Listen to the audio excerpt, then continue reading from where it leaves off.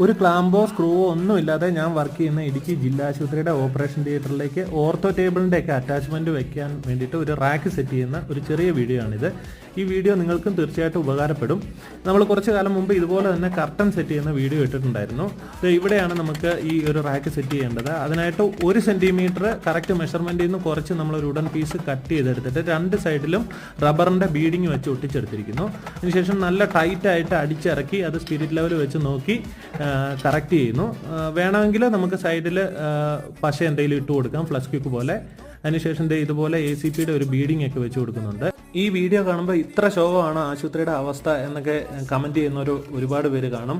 പക്ഷേ അവരോടൊക്കെ പറയട്ടെ, പുതിയ ബിൽഡിങ്ങിൻ്റെ ഒക്കെ പണികൾ നടന്നുകൊണ്ടിരിക്കുകയാണ്. അപ്പം ഇടുക്കി മെഡിക്കൽ കോളേജ് ഒരു എല്ലാ ഫെസിലിറ്റിയോടും കൂടിയ നല്ല ഹോസ്പിറ്റലായി മാറട്ടെ. അതുവരെ നമുക്കുള്ള ഈ പഴയ ചെറിയ സാഹചര്യമൊക്കെ നമ്മൾ നല്ല രീതിയിൽ ഉപകാരപ്പെടുത്തുന്നു എന്ന് മാത്രം. താങ്ക്